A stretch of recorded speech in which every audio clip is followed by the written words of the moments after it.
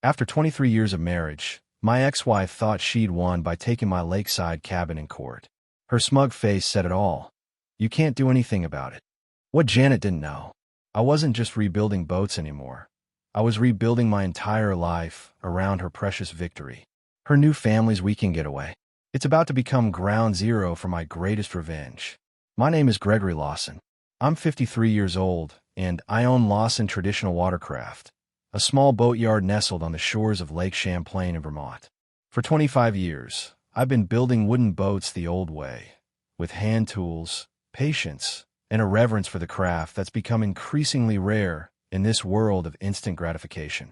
And for 23 of those years, Janet was by my side. Or so I thought. The morning everything changed was unremarkable. The April sun filtered through the workshop windows, dancing on the half-finished hull of a Rangeley Lake boat I was building for a client in Maine. The smell of cedar shavings and linseed oil hung in the air, the cologne of my life's work. When my phone buzzed, I almost didn't answer it. My hands were sticky with varnish, and Marcus, my oldest friend and the only other full-time employee of my workshop, was out picking up supplies. But something made me reach for it anyway, wiping my hands on the cloth tucked into my belt. Gregory Lawson, I answered, wedging the phone between my ear and shoulder as I returned to smoothing a plank. Mr. Lawson, this is Ellen Michaels from Bradshaw & Collins. The formal tone immediately set my teeth on edge. Bradshaw & Collins, Janet's divorce attorneys. I'm calling to inform you that Judge Peterson has made his ruling on the property division. My hand stilled on the sandpaper. 6 months of legal battles had led to this moment. The lake property, including the workshop and cabin, are to remain primarily in your possession, she continued, her voice as flat as an unplanned board. However, Mrs. Lawson has been granted partial access rights to the cabin for residential purposes up to 60 days per year. The sandpaper fell from my fingers. That's impossible. The cabin is part of my business property. The ruling distinguishes between the workshop and the cabin, Michaels replied, emotionless. While the workshop has been deemed integral to your livelihood, the cabin was determined to be a marital vacation property. My stomach dropped like a stone in still water. The cabin wasn't just some vacation home. I'd build it with my own 2 hands as a place to host clients, to showcase my work, to retreat when a project demanded solitude. It was essential to everything I'd built. Not just a structure, but a symbol of my life's dedication. You'll receive the official documentation by tomorrow, she finished briskly. Good day, Mr. Lawson. The line went dead before I could respond. I stood there, phone still pressed to my ear, as the morning light continued its indifferent dance across what that suddenly felt less important. 23 years of marriage, capsized by a judge's gavel. And now, Janet would return to the place I'd built, trailing her new life behind her like a wake. I placed my tools down carefully, one by one. In boat building, precision matters most in moments of crisis. One wrong move when you're thrown off balance, and you can ruin months of work. This would require the same steady hand. Janet might have legal access to my cabin, but she had no idea what I was capable of building next. I spent the night sanding a bowsprit to within an inch of its life, working until my shoulders burned and my fingers were raw. Sleep wouldn't come anyway, not with the court papers sitting on my kitchen table like a bomb waiting to detonate. By noon the next day, Marcus had returned. One look at my face told him everything. How bad? He asked, setting down a bundle of cherry planks. She gets partial access to the cabin. 60 days a year. Marcus let out a low whistle. Damn, Greg. That's rough. I nodded, returning to my work. We both knew what that cabin meant, not just to me, but to the business. Clients came from across the country to commission boats, staying in that cabin while we discussed designs and materials. It wasn't just a vacation home. It was part of my legacy. My phone buzzed. A text from Janet. We'll be up Memorial Day weekend. Howard wants to try fishing. Howard, her new husband, the accountant who'd helped with our taxes for years.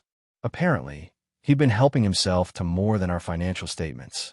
3 weeks later, right on schedule, I heard the crunch of tires on gravel. I'd been expecting it, but the sound still sent a jolt through me. I set down my draw knife and stepped outside. Janet's silver Lexus pulled up beside my truck. Howard was driving, looking uncomfortable in a brand-new fishing vest that still had the tags on it. Janet emerged from the passenger side, sunglasses perched on her head, looking like she was arriving at her own private resort. From the back seat, a young woman appeared. Alexis, Howard's daughter from his first marriage. Early 20s, looking thoroughly bored with the whole situation. Greg. Janet nodded, her voice clipped. Janet. I replied, equally terse. She glanced around, taking in the piles of lumber, the half-finished holes under their tarps. The workshop extension I'd started last fall. My God, this place is even more of a mess than I remembered, she said, loud enough to ensure I heard. I felt my jaw tighten, but said nothing. Howard busied himself with the luggage, avoiding eye contact.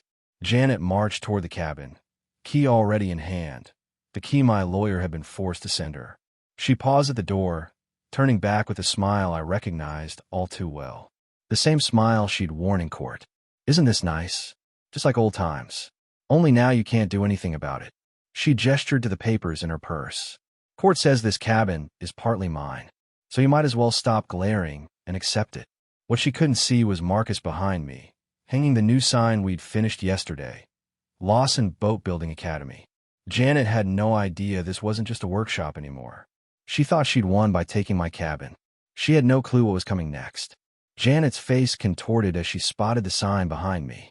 Her eyes narrowed to slits. What's this supposed to be? She demanded, jabbing a manicured finger toward the Lawson Boat Building Academy sign. I crossed my arms, planting my feet firmly on the ground I owned. Exactly what it says. I'm expanding the business. Howard finally looked up from the luggage, interest peaked. An academy? You're teaching now. Starting this summer, I confirmed, enjoying the confusion on Janet's face. Already have 8 students signed up for the first intensive course. Tuition paid in full. This wasn't an exaggeration. After Marcus suggested turning my passion into a teaching opportunity, we'd quietly launched a website. Applications came in faster than expected. Wealthy professionals looking to disconnect from digital life and learn a traditional craft. The idea had transformed from revenge to genuine opportunity almost overnight. Janet's triumphant smile faltered. Where exactly are these students staying? We're building accommodations. I gestured to the cleared area beyond the workshop. 4 cabins to start. Eventually, a main hall for group instruction. This is ridiculous, Janet snapped. You're doing this to spite me. I shook my head slowly. Not everything is about you, Janet. This is about building something meaningful. Alexis, who had been silently observing our exchange, suddenly spoke up. Actually, that sounds pretty cool. Janet shot her a withering look, but Alexis just shrugged. What? It does. Better than listening to you two snipe at each other all weekend. Howard cleared his throat nervously. Let's just get settled in, shall we? As they hauled their luggage toward the cabin, Marcus sidled up beside me. Round 1 to Lawson, he murmured. I didn't smile. Not yet. This isn't about winning, Mark. Sure it isn't, he replied, clearly unconvinced. By the way, I lined up 2 more contractors for tomorrow. We're breaking ground on the first student cabin at 7 a.m. Perfect. That evening, I sat on my workshop porch, nursing a beer as the sunset painted the lake copper and gold. Through the cabin windows, I could see Janet gesturing dramatically as she talked to Howard. Even from this distance, I could read her body language. She was furious, her plans for a peaceful triumph ruined. Later, as I sketched refinements to my teaching curriculum, I heard footsteps approaching. I looked up to find Alexis standing awkwardly at the edge of the porch. Hey, she said, hands shoved in her pockets. Mind if I ask you something? I set my papers aside. Go ahead. This boat building thing. Do you only teach men, or?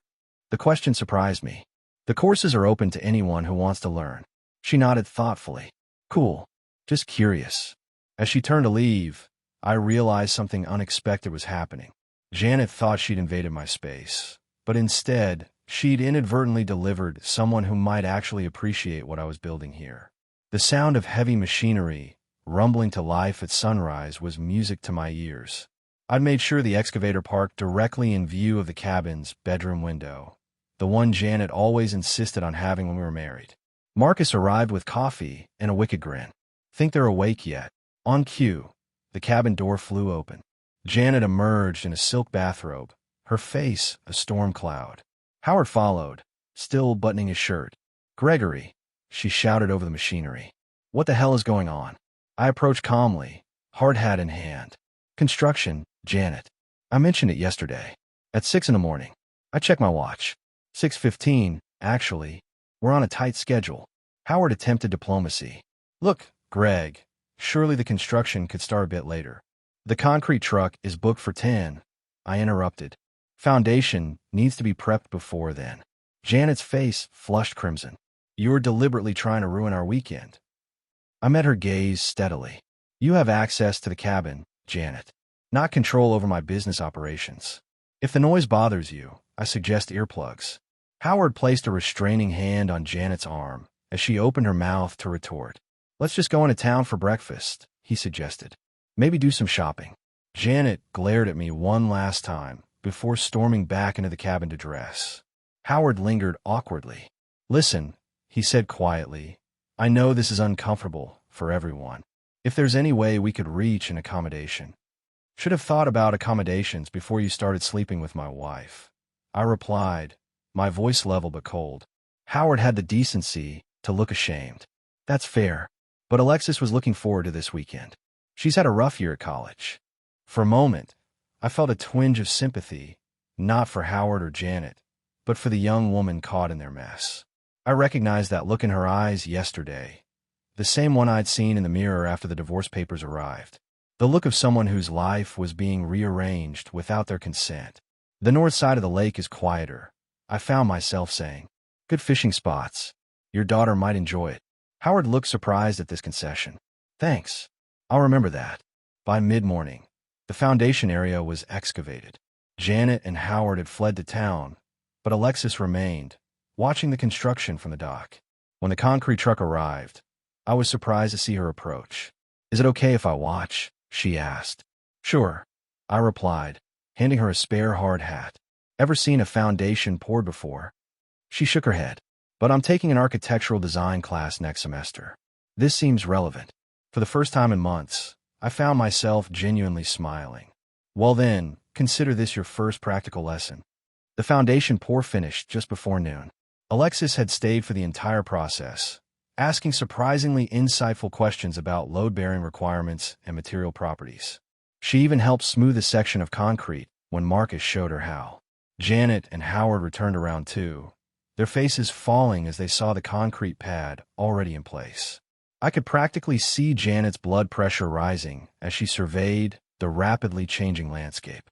This is moving awfully fast for a new business venture, she remarked sharply, approaching where I was reviewing lumber deliveries. Seems suspiciously like you had this planned all along. I set my clipboard down. The academy's been in the planning stages for months. Just didn't see any reason to mention it during our legal proceedings. Because you knew it would affect the property division. Because it wasn't relevant. I countered evenly. The judge ruled on the cabin, not my business plans. Howard stepped forward, always the mediator. Greg, surely we can come to some arrangement. This construction is making it impossible to enjoy our weekend. Our weekend, Janet emphasized, claiming ownership as she always did. I had no sympathy left. There's a nice resort in Burlington. I hear their Memorial Day packages are excellent. Janet's face flushed. We have a legal right to be here. And I have a legal right to expand my business, I replied.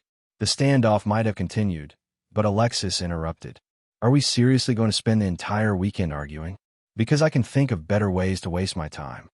Janet turned her frustration toward her stepdaughter. Alexis, stay out of this. You don't understand what's happening here. I understand perfectly, Alexis replied coolly. He's building something. You're bitter about it. Tale as old as time. Janet looked as if she'd been slapped. Howard cleared his throat uncomfortably. Alexis has a point, he conceded. We came here to relax. Perhaps we should try to make the best of it.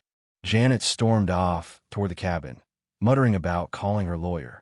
Howard followed, throwing an apologetic glance over his shoulder. Alexis remained behind. Sorry about that. They've been like this since the wedding. Not your fault, I replied. She studied the construction site with genuine interest. So when does the actual boat building part start? First course begins in 3 weeks. Basic skills, tool use with selection, understanding plans. And you teach it all yourself. I nodded, along with Marcus. We're looking to bring on another instructor once things get rolling. She kicked at a pebble thoughtfully. I've always liked working with my hands. Dad wanted me to go into finance like him, but I'm studying industrial design instead. Something clicked. This wasn't just casual interest. She was fishing for information about something that genuinely called to her. We have a one-day introductory workshop next Saturday. I found myself saying, if you're interested. Her eyes lit up. Really? That would be wait. Her expression clouded. Janet would lose her mind. I shrugged. You're an adult. Your choice. As she walked back toward the cabin, I realized something had shifted. This wasn't just about reclaiming my space anymore. It was about building something worth passing on, something Janet had never understood.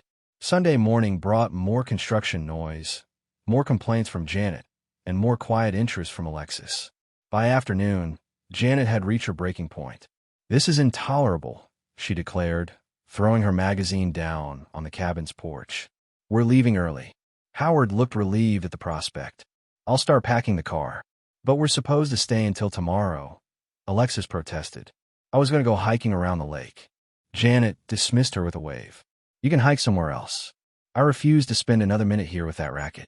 While they argued, I continued my work, measuring timber for the first student cabin's frame. The foundation was curing nicely, and we were ahead of schedule. Marcus worked alongside me, periodically glancing toward the cabin drama. Think they'll be back next month? He asked quietly. Janet will, I replied, out of pure stubbornness. As Howard loaded their luggage, Alexis approached my workstation. She looked uncertain, glancing back toward Janet, who was pointedly ignoring us. About that workshop next Saturday, she began. I set down my pencil. Offer stands. I'd like to come, she said firmly. I can drive up from Burlington. It's only a couple hours. I nodded, trying not to show my surprise. Workshop starts at 9 a.m. Bring work clothes. She smiled, the first genuine smile I'd seen all weekend. I will. And thanks. As they drove away, Janet didn't bother with a goodbye. Howard waved awkwardly. Alexis, in the back seat, gave me a small nod that felt more significant than it should have. Marcus sidled up beside me. What was that about? She's coming to the introductory workshop.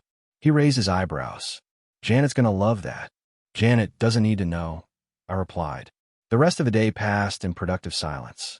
By sunset, we'd finished preparing the timber frame components for the first cabin. I sat on my workshop porch that evening, nursing a beer and watching the construction site in the fading light. My phone buzzed with a text from an unknown number. This is Alexis. Hope it's okay I got your number from the workshop website. Just wanted to confirm for Saturday. Also, what kind of tools should I expect to use? As I typed a response, I realized something profound had changed. 3 days ago, Janet had arrived expecting to reclaim a piece of my life. Instead, she'd inadvertently helped me begin a new chapter, one that might include passing my craft to the next generation. The irony wasn't lost on me. In her determination to win, Janet had delivered the very thing I needed to move forward. The week passed in a blur of construction and preparation. The framework for the first student cabin went up, the foundation for the second was poured, and the workshop was reorganized to accommodate multiple workstations. By the time Saturday arrived, I'd barely had time to consider the implications of what I was doing, teaching Janet's stepdaughter the craft she'd never appreciated. Alexis arrived at 8:45, driving an older Subaru Outback. She dressed sensibly in jeans and a flannel shirt, hair pulled back in a practical ponytail. Nothing like Janet's manicured perfection. Morning, she called, grabbing a backpack from her passenger seat. Hope I'm not too early. Right on time, I replied, leading her to the workshop. Coffee's on if you want some. 3 other students arrived shortly after. A retired doctor from Boston, a software engineer in his 40s, and a young woman who worked as an environmental consultant. Each had their reasons for wanting to learn boat building, but all shared a common hunger for creating something tangible in a digital world. I started the workshop with tool basics, the proper use of planes, chisels, and saws. By mid-morning, we moved on to wood selection, examining grain patterns, and discussing the unique properties of different woods. Alexis took to it naturally. Her background in industrial design gave her an eye for detail and proportion that the others lacked. When Marcus demonstrated how to shape a bow stem, she asked questions that showed genuine understanding. During the lunch break, she approached me while the others chatted. Janet doesn't know I'm here, she admitted. I told them I was visiting a college friend. I shrugged. You're an adult. Your choices are your own. She studied me for a moment. She really hates that you're doing well, you know. I gathered that. When the divorce happened, she told everyone you'd fall apart without her. Alexis picked at her sandwich. She likes being needed. The insight caught me off guard. Not because it was surprising, but because it came from someone who'd known Janet for a relatively short time, yet had seen through her so completely. Does Howard know you're here? I asked. She nodded. Dad's more understanding than Janet gives him credit for. He feels guilty about how things happened. He should. I replied, not unkindly, just truthfully. After lunch, I guided the group through creating a small keepsake box, a project designed to teach basic joinery techniques. Alexis's box turned out nearly perfect, her corners tight, her proportions balanced. You've done this before, I observed as she applied the final sanding. She smiled. My grandfather was a cabinet maker. I spent summers in his shop when I was a kid. As the workshop wrapped up, the other students departed, enthusiastic about the full week-long course to come. Alexis lingered, helping clean up without being asked. Same time next Saturday, she asked. I hadn't planned on running another introductory workshop so soon, but the words came automatically, if you're interested. Her smile was answer enough. As she drove away, Marcus joined me on the porch. Janet's going to blow a gasket when she finds out, he remarked. Not our problem, I replied, but I knew he was right. The calm wouldn't last forever. The second student cabin was nearly framed when Janet's Lexus roared up the drive the following Friday. She wasn't scheduled to return until July, according to the court calendar. Her unexpected arrival sent a clear message. War. I set down my hammer and braced myself. Janet stormed across the construction site, ignoring the workers who paused to watch the approaching storm. How dare you? She fumed, brandishing her phone. How dare you involve Alexis in this? This revenge scheme of yours. Marcus sidled up beside me, wanting to handle this. I shook my head. I've got it. To Janet, I said calmly. I assume Alexis told you about the workshop. She didn't have to. I saw the charge on Howard's credit card statement. Of course she monitored his credit cards. Typical Janet. She's 21, Janet. She can make her own decisions about what interests her. This isn't about her interests. This is about you trying to get back at me by manipulating my stepdaughter. I felt my jaw tighten. Not everything is about you. Alexis is talented. She has a good eye and steady hands. She wants to learn, and I'm teaching her. That's all. Janet's laugh was bitter. Please. You've never shown interest in teaching anyone anything before. This academy is just an elaborate scheme to ruin my access to the cabin. Believe what you want, I replied. But Alexis is welcome here. If she chooses to learn boat building, that's between her and me. Janet stepped closer, lowering her voice. I know exactly what you're doing, Greg. You couldn't stand losing, so you had to find a way to poison my new family against me. I met her gaze steadily. You did that all by yourself, Janet. Her hand moved as if to slap me, but she caught herself. Even Janet wasn't foolish enough to assault someone in front of a dozen witnesses. This isn't over, she hissed, turning on her heel. As she drove away, Marcus let out a low whistle. That went well. I rubbed my temples, feeling a headache building. She'll try to stop Alexis from coming back. You think it'll work?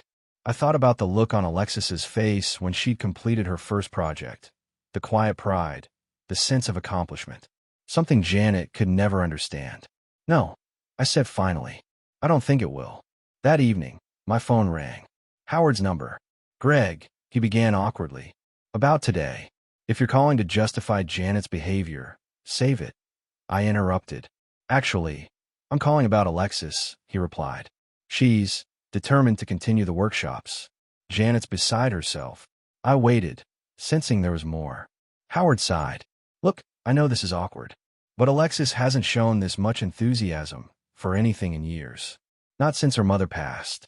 I don't want to take that away from her. His words caught me off guard. I hadn't known Alexis had lost her mother. What are you asking, Howard? I'm asking if you'd be willing to continue teaching her, despite Janet's objections. I'll handle the fallout on this end. It was the last thing I'd expected. Howard standing up to Janet, for Alexis's sake. She's welcome here, I said simply. Always. As I hung up, I realized something had fundamentally changed. What had begun as a way to reclaim my space had become something entirely different, a chance to pass on not just skills, but purpose. Summer passed, in a rhythm of construction and instruction. Each weekend, Alexis returned for lessons, her skills growing steadily under my guidance. The academy took shape around us.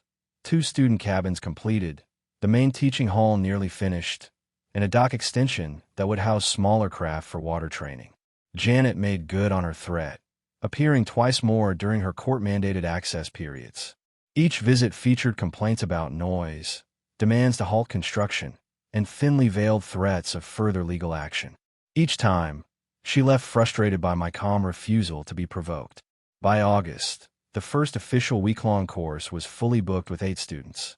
The local business association had nominated Lawson Boat Building Academy for a Small Business Innovation Award.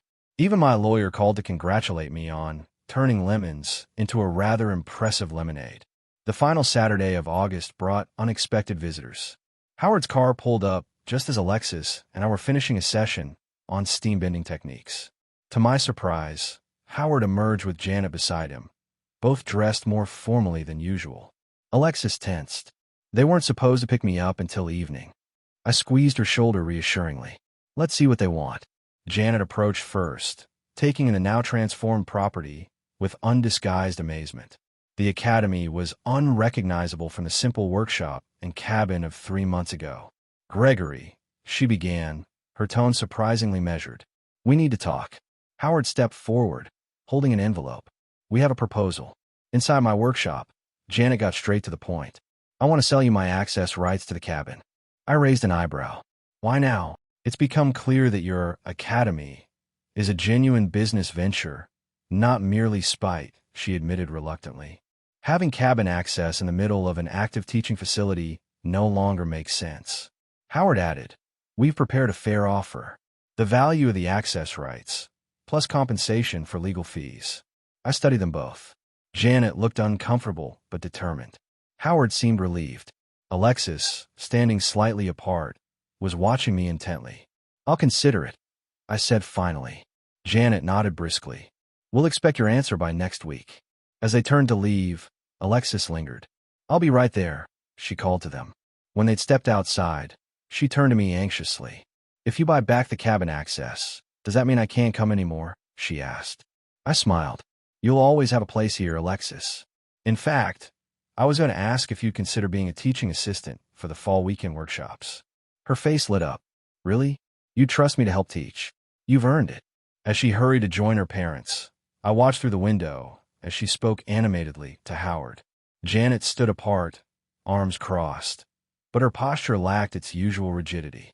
Marcus appeared beside me, so she finally gave up. Looks that way. You going to accept the offer? I nodded. Tom closed that chapter. The battle was over, but what remained wasn't just victory. It was something far more valuable, a purpose beyond the pain, and a legacy that would outlast any marriage. The grand opening of Lawson Boat Building Academy fell on a perfect September Saturday. The property had been transformed, 5 student cabins nestled among the pines, a main teaching hall overlooking the lake, and my original workshop expanded to accommodate multiple stations. 36 guests gathered for the ribbon-cutting ceremony, including local business owners, future students, and the small community of craftsmen who'd helped bring the vision to life. Marcus stood beside me, beaming with pride at what we'd accomplished. Not bad for a revenge project, he murmured. I chuckled. Turns out revenge was just the starting point. Janet and Howard had declined the invitation, which was expected. The cabin access rights had been transferred back to me the previous week. The legal chapter finally closed. But to my pleasant surprise, Alexis arrived early, helping arrange refreshments and offering tours to guests. As I prepared to address the gathering, she approached. I have something for you, she said, handing me a carefully wrapped package. Inside was a hand-carved wooden sign, the lettering precise and elegant, from timber to tide. EST 2025. I thought the teaching hall needed a proper name, she explained. I ran my fingers over the smooth surface, recognizing the hours of careful work it represented. It's perfect. The ceremony itself was brief. I thanked those who'd helped, outlined the Academy's mission, and cut the ribbon to enthusiastic applause. As guests mingled afterward, Alexis stayed by my side, fielding questions about the fall curriculum with surprising authority. Later, as the celebration wound down, we stood on the dock, watching the sunset paint the lake in shades of gold. I registered for the advanced course in February. Alexis said, quietly, "If that's okay." "More than okay," I replied, "though you're nearly beyond what I can teach you already." She shook her head. "I have a lot left to learn." Behind us, the academy stood as testament to what determination could build from the ashes of loss. What had begun as a way to reclaim my space had become a way to create something meaningful, not just for myself, but for generations of craftsmen to come. It occurred to me that Janet's attempt to take what was mine had given me something far greater in return. She'd taken a cabin, but inadvertently delivered a purpose. "You know," Alexis said, breaking the silence, "Janet told me once that you'd never amount to anything without her." I smiled. People are often wrong about what others are capable of. As the last light faded from the sky, I looked at the young woman beside me, not just a student, but the first inheritor of a legacy I hadn't known I was building. In her, the craft would continue. Some victories aren't about defeating an enemy, but about discovering what truly matters. My cabin wasn't just mine again. It had become part of something bigger, something lasting, something worth building.